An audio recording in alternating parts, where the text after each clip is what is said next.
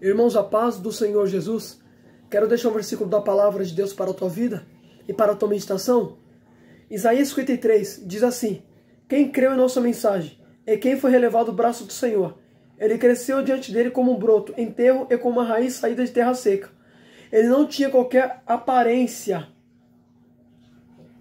e não tinha beleza que nos atraísse, nada em sua aparência para que desejávamos. Olha o que Isaías disse, irmão, presta atenção. Lá em Isaías 53, Isaías ele estava falando acerca de Jesus, do Cristo enviado, do Messias. Percebe que Isaías ele vai dizer assim, no versículo de número 2, ele cresceu diante dele como um broto enterro e como raiz saída de uma terra seca. Ele não tinha qualquer beleza, uma majestade para que nos atraísse. Então, peraí, Isaías falou que Jesus ele não tinha boa aparência para que seja atraído pelo povo. Então percebe-se um detalhe. Isaías disse que Jesus não tinha boa aparência. Jesus não era um homem bonito, como todo mundo pensa. Isaías disse que ele não era bonito. Agora segura isso aqui. Então percebe que Jesus está mostrando pra gente que beleza não significa nada, filho. Não é beleza, é caráter. Pode perceber, a Bíblia fala que Jesus não tinha boa aparência. Agora percebe-se um detalhe. Está escrito lá em Isaías 53, no versículo número 2, vai falar que ele não tinha boa aparência. Só que perceba um detalhe. Por mais que Jesus não tinha boa aparência, a Bíblia diz que ele era um homem santo, um homem obediente, um homem de caráter. Então percebe que o principal não é a aparência, é a atitude e o caráter. Eita glória, por isso que lá, por isso que quando lá o profeta Samuel foi ungir Davi, você vai ver que o profeta Samuel ele se iludiu com Eliabe. Aí Deus falou assim, não olhe para sua aparência. Por quê? Porque Eliabe era bonito. Porque se toma leitura, por que agora Samuel se iludiu com Eliabe? Porque se toma leitura, você vai ver que ele tinha ungido Saul. E a Bíblia diz que Saul ele era bonito. Saul era formoso. Então percebe que Isaías ele é um profeta que visa a aparência. Só que quando ele foi ungir Davi, ele olhou para Eliabe também e falou, Eliabe é bonito também. Porque o primeiro rei que ungiu Saul, a Bíblia diz lá que Saul era bonito. Era alto, era formoso. Então Eliabe com certeza vai ser Eliabe também. Aí Deus falou assim, não olhe para sua aparência.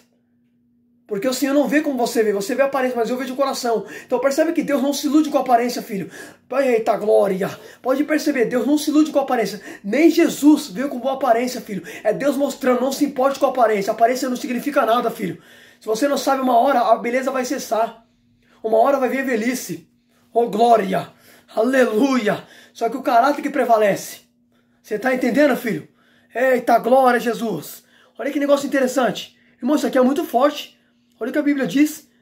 Não havia beleza qualquer para que nós sentíamos atraído por ele.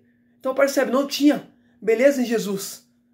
Jesus não é como no quadro que todo mundo pensa, olho azul. Não, irmão. Está escrito na Bíblia, não tinha boa aparência. Agora interessante, não tinha boa aparência. Mas quem foi Jesus? Um homem de caráter, de respeito. Então antes de visar a aparência, veja a primeira atitude e o caráter da pessoa. Porque é isso que prevalece. Oh, glória a Deus!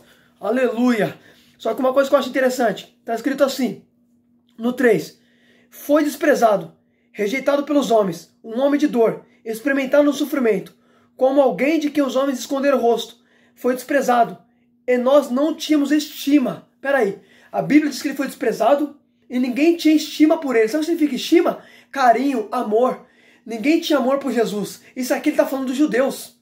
Por quê? Porque o próprio Jesus tinha dito, eu vim pelos judeus, mas os meus não me receberam. Pode perceber, filho. Agora interessante, olha o que está escrito, irmão. Nós não tínhamos estima. Então, ou seja, estima significa carinho, significa afeto. Ninguém tinha desejo por Jesus. Mas mesmo ninguém amando ele, ele amou. Já parou para pensar? Por isso que Jesus falou assim, não foi vocês que me escolheste, mas foi eu que escolhi vocês. Oh, glória, aleluia. Olha que negócio interessante, irmão. Olha o que a Bíblia fala. Que ninguém tinha estima por ele. Olha o que está escrito no versículo número 3. Vou ler de novo isso aqui, mas isso aqui é muito forte. Foi desprezado e rejeitado pelos homens. Um homem de dor, experimentado no sofrimento. Como alguém de quem os homens esconderam o rosto. Foi desprezado. E nós não tínhamos estima. Olha o que Isaías diz, que ninguém tinha estima pelo Senhor Jesus. Estima fala de carinho, de afeto. Quando ele veio pelos judeus, os judeus não tinham amor por ele. Desprezaram ele. Agora interessante, mesmo desprezando ele veio, mesmo não amando ele amou. Filho, olha que interessante, olha que tremendo isso.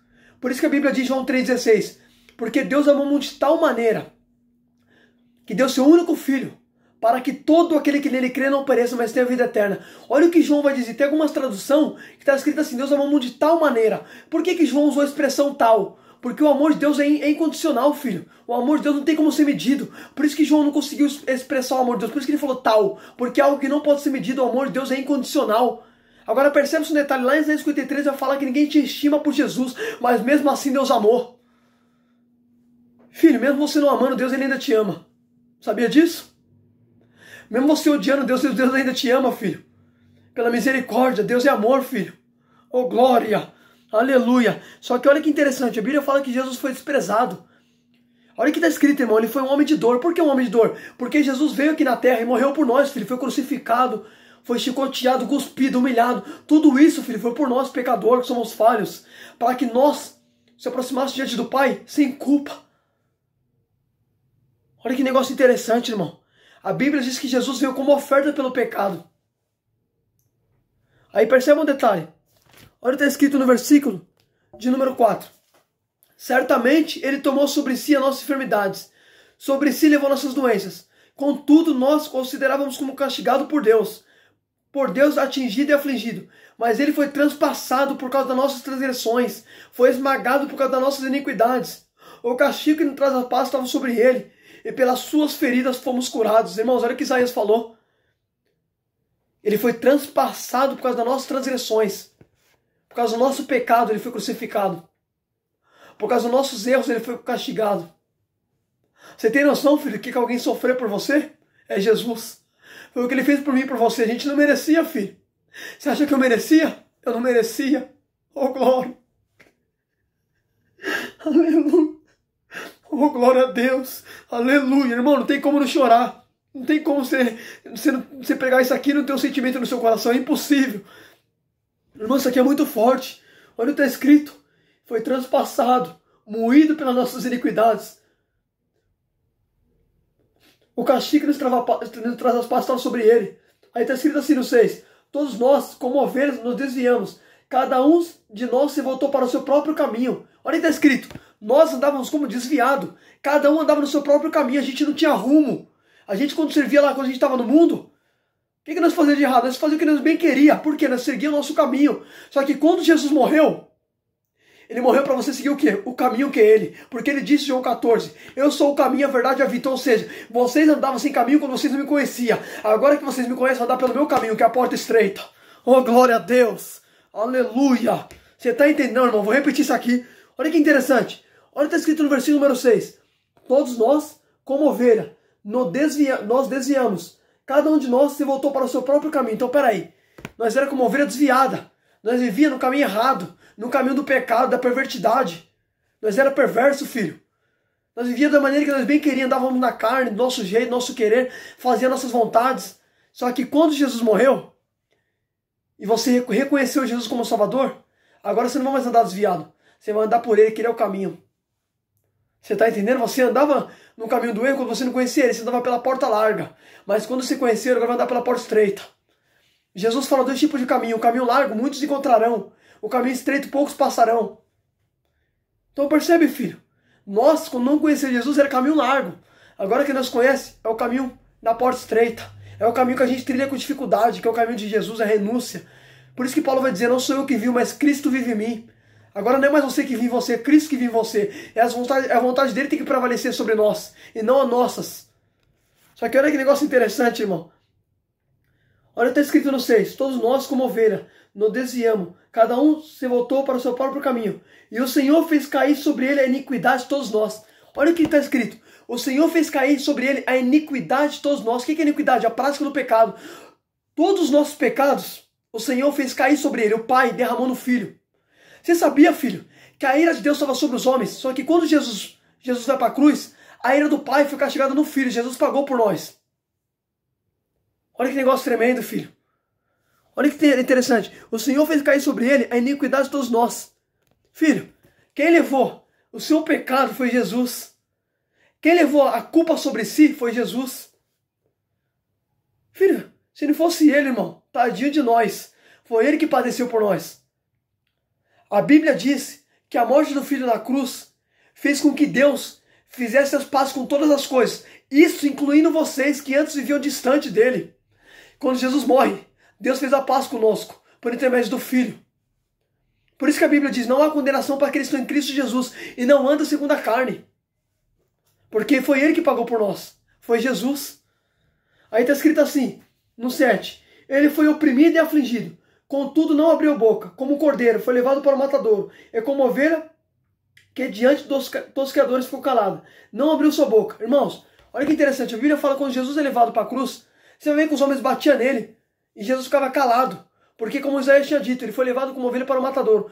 Contudo, não abriu a boca diante dos tosqueadores. Então percebe, você vai ver os homens lá na cruz zombando de Jesus, escarnecendo dele, mas ele calado.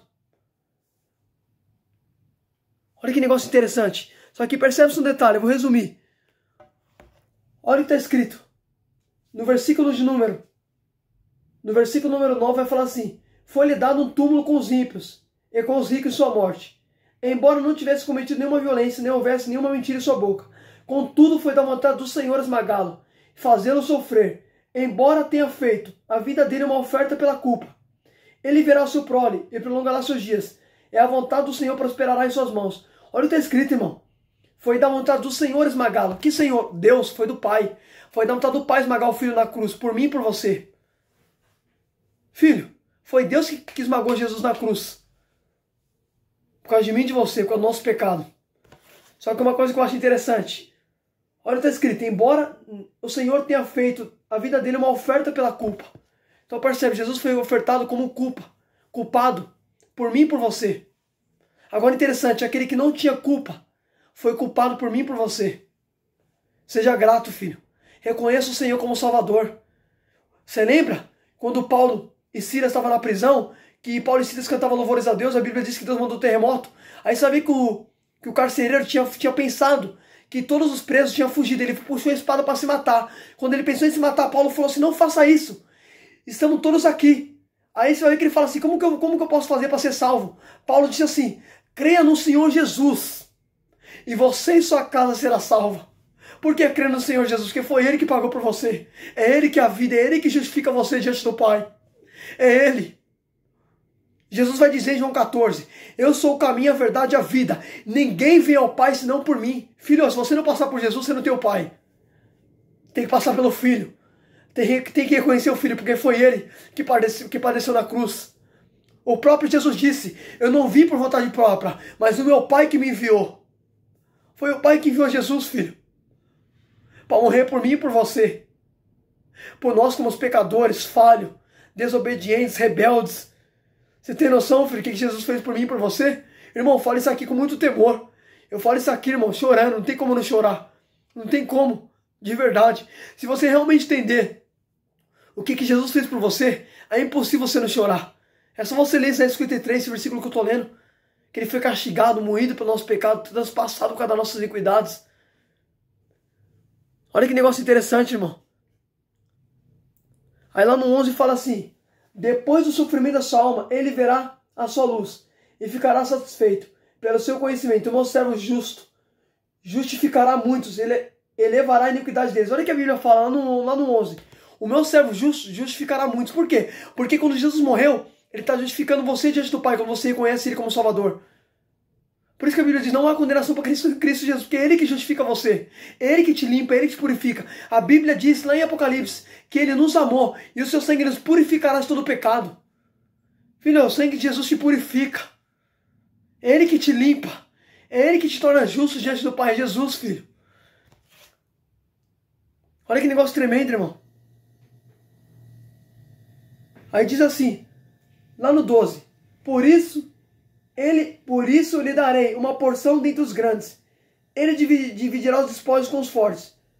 Porquanto ele derramou sua vida até a morte, e foi contado entre os transgressores. Pois ele levou o pecado de muitos, e pelos transgressores intercedeu. Olha que tremendo, irmão. Ele levou o pecado de muitos. Por que a Bíblia não fala que ele levou o pecado de todos, mas de muitos? Porque nem todos querem aceitar ele. Ou seja, por mais que ele morreu por todos, a Bíblia diz, pode ler, pois ele levou o pecado de muitos, muitos não é todos. Agora por que falando de muitos? Porque percebe que ele veio pelos judeus, mas os judeus não receberam ele. E a Bíblia diz, filho, que quem rejeita Jesus está rejeitando o Pai. Porque o próprio Jesus fala, eu e o Pai somos um. Filho, se você estiver rejeitando Jesus, está rejeitando a Deus. Porque Ele e o Pai é um, filho. É o Pai, o Filho e o Espírito Santo, se baseiam só no Pai. Deus é o único, filho. Quando você rejeita o Filho, está rejeitando o próprio Deus. Porque a Bíblia diz que Jesus, sendo Deus, não usurpou ser igual a Deus. Porque Jesus é Deus também. É único. Ele e o Pai é um só. Só que olha que negócio interessante, irmão. Pois Ele levou o pecado de muitos e intercedeu pelos transgressores. Ele ainda intercede pelos transgressores. O que é transgressor? Aquele que transgride a lei, aquele que erra, aquele que peca. Ele ainda intercede. Olha o que a Bíblia fala, irmão. Pois Ele levou o pecado de muitos e pelos transgressores intercedeu. Peraí, pelos transgressores intercedeu. O que é transgressor? É aquele que transgride o mandamento. É aquele que transgride a lei. Quando você erra, você está transgredindo. Quando você quebra o mandamento, você transgrediu. Mas a Bíblia diz que Jesus ele é intercessor. Ele é intercessor pelos transgressores. Filho, quando você erra, por isso que João vai dizer assim: filhinhos, escrevo para que vocês não pequem. Contudo, se pecarmos, temos um advogado junto do Pai. Por que João falou que Jesus é advogado? Porque Jesus é intercessor pelos transgressores. Você está entendendo? Você tem um advogado, Jesus, o justo. Reflita nessa palavra em nome de Jesus.